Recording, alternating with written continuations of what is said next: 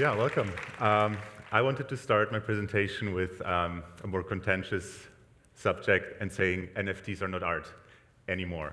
And where am I going really with this? When I was preparing for this presentation, I got a message from a friend who wanted to show me a new artist which was promoting his physical NFT. And if you're in the art space a little bit longer or in NFTs before 2021, you would have quickly recognized that this physical NFT was actually a painting. And I think seeing that, I noticed that the use of NFT got kind of out of hand. You know, people are saying NFTs to things which are not. So I thought I'm going to take a few minutes to just maybe sharpen your skills on what really NFTs are and what they aren't. Okay. If you look at NFTs, how it started, it was really mostly art. We had collectibles, we had some game items. But if we look at this state of NFTs today, you know, this is vastly expanded with the metaverse and in real life applications. We see real estate, we see wearables, we see names. And in the physical applications, you know, we see all sorts of like legal structures coming out, like licenses, like signatures and other things. So as we are moving forward, it would definitely be important to consider NFT really more like as a medium. And I would like to kind of break up the NFT really for you and go into detail. So the NF, the non-fungible part, is really something which is still not clear to many people, so I'm just going to take a moment to go over that. If something is fungible, it basically is interchangeable. It is indistinguishable from each other, and as an example, I usually like to use like an open edition print. So if you have an artist who releases, let's say, 100 prints, they are not numbered. If you have one and you have one, you could always exchange it because there's no differentiation between it. You still have the same print. However, the moment it starts with an artist who makes like a numbered edition and he releases now, each of it is numbered and signed, somebody who bought the first edition would not necessarily want it to switch it with edition 47 anymore. So suddenly this thing became distinguishable, and in that form, people usually don't want to interchange it anymore. And with that status, it becomes non-fungible. Why is this interesting? Because if we look, for instance, at a couple of projects which are like widely celebrated as NFTs, for instance, here we have Forever Rose, which is by Kevin Bosch, which was like one of the first $1 million sales in 2018. This token he created is actually an ERC20 token. It's this fungible standard. So it is celebrated as an NFT, as like one of the milestone NFT sales, but it's really not an NFT. The same applies for most of the Rare Pepe cards, which is like a huge, highly influential, community-driven collectible project. Most of these cards are editioned in the standard. They are not distinguishable, and some of them are divisible. So also they, you know, known as like historic NFTs, are in theory, by definition, not NFTs. Let's take a look at the T for token. And this is something which is interesting because we have basically two fractions within the NFT space. The technology side, which really says the T is the token is the art. And if you look at it, what it is at the current stage, and most of the projects are really like that, is you see a token itself, or the NFT, is really just metadata saved on the blockchain. You have like a unique ID, you have some information to it, and you have a link to the medium which is not on the blockchain. So it's important to remember that right now, for almost all of the artworks, the NFT is really just data, and the file itself is not part of the NFT. And I think Jason might elaborate on that later, so I'm not going to go too much into detail, but what you want to remember is, you know, the NFT is basically how it started. It was like we were looking for a way to create like a proof of creation, a proof of provenance, and with that, it is kind of like a permanent timestamp on the blockchain. So it implies a physical nature, and it also allows you to really understand this is the asset you're buying. You're buying the token. You're buying, typically at this current stage, not the file. However, you know, the space is evolving fast, and with that, we change the perception of what an NFT should be or can be and will be.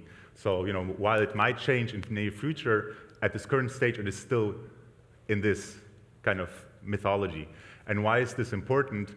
I want to give you an example. This is one of the earliest significant art NFTs. It's Quantum by Kevin McCoy. It is very controversial, and I write here earliest significant and not first, because, you know, as somebody who's documenting this space, I have to rewrite the history basically every few months because new projects are being discovered. There's entirely blockchains which are not really fully explored yet.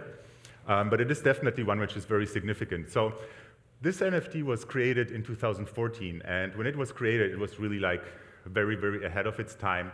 But it was registered on the blockchain called Namecoin, and Namecoin can be really seen more like as a subscription service, something which is, like a domain registrar. And the problem with this is the subscription elapsed. The artist considered the token burned while it was just elapsed. So when he was approached with the rising interest of NFTs, hey, this is kind of like the first NFT, what are we doing with it? So he decided to remint it on Ethereum in 2021. And this was highly controversial because if you consider what is really the NFT, is this permanent registry on the blockchain, not the file. So here we are recreating basically a new NFT on the Ethereum blockchain and using just the same media file. So it was highly contested because, the media and also Sotheby's were promoting it as the first NFT. And the first NFT was really created in 2014. And the 2021 was for many considered a new NFT, dated 2021. So what happened is the person who bought it in 2021 is not new to the space, so he should be aware of what he bought. But the moment basically Sotheby's announced we're going to recreate the first NFT, there was a collector who decided, okay, I'm just going to renew the subscription to this original 2014 NFT and see what happens. So he did that, tried to reach Kevin McCoy, and now he's actually suing them because the way this initial 2014 NFT was created, it says whoever owns this has the title to the artwork. So it was now, sold as a first NFT, which was kind of like debatable. And I invite you to make your own opinion, but I just want to kind of emphasize here that really a lot of the arguments and debates you see on Twitter and other spaces really come back to the definition. Because people have a different understanding of what they're buying and what they're expecting of it. So that's why I think in theory, it's good to use the term NFT, but I would invite you to go back to an older term, which is crypto art. And crypto art is in that regard advantageous because I kind of like to define it, it's digital art which is fused to the blockchain, and it can be expressed in several ways. So we had, for instance, early projects which were utilizing smart contracts to make like conceptual artwork.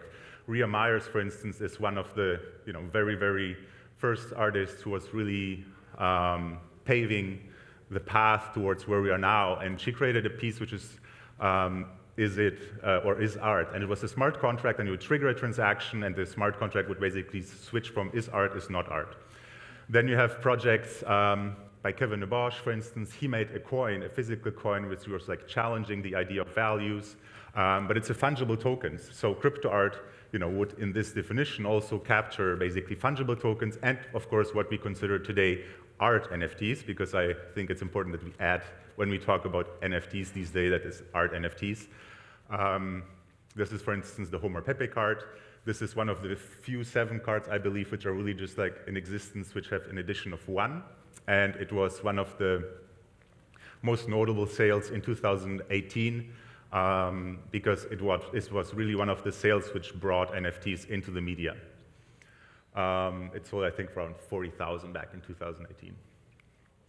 So if we kind of try to put it together to a definition model, I kind of like to see it like we start with the bigger picture, and that's blockchain-related art. So everything, it could be physical or digital, but if it's blockchain-related, it typically has to hit at least one of 4 checkboxes. So it could be either it uses blockchain as a theme, as a subject matter. It could use blockchain to create some sort of proof of provenance. It could use blockchain as a payment, crypto as a payment. It doesn't seem very spectacular now, but in 2018, when an UK artist called Lincoln Townley auctioned and his entire artworks for Bitcoin, it created like international news. He was promoting basically the use of this technology. Or the second category is what I defined as crypto art, is really when it's conceptually fused to the blockchain technology. And if you kind of want to break it down a little bit further, you can just think of it, okay, crypto art is really at this intersection of blockchain-related art and digital art. The moment it hits the digital space, it is crypto art. And then you kind of distinguish the NFT art as it is expanding right now and really focus on the NFT part, which would be still remaining into this crypto art definition, while there's a huge growing section of NFTs which is no longer art, because they're wearables, they're licenses, and so on. And I think if you consider these terms, I would invite you just to be a little bit more aware of what really an NFT is or could be. And I also would like to invite you to think bigger.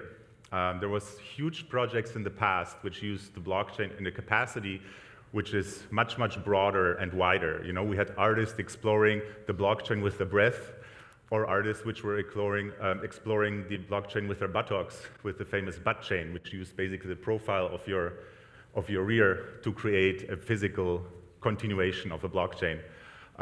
There were projects which were socially and environmentally impactful. So we had projects like Bayblock, which were used to create an app, and you would mine basically Monero tokens to finance immigrant bails. Or you had like Harvest, which was also a project which uses regenerative energy to fund environmental studies. And I think, as of now, we are all focused on NFT, but it's also a box. So as we are moving forward, I think we're going to also see again this move towards where it was before, a bigger, broader term of crypto art, which will have components of NFTs, but it will also not be limited to this kind of medium. And with that, I'd like to thank you. If you're interested in the history of crypto art, I try to maintain a timeline, which has by now, I think, almost 350 milestones. It's available under mlo.art/history. And yeah, I'll be around if you have questions, or if you have an idea which says, like, your model really doesn't work, I'm happy to talk. Thank you.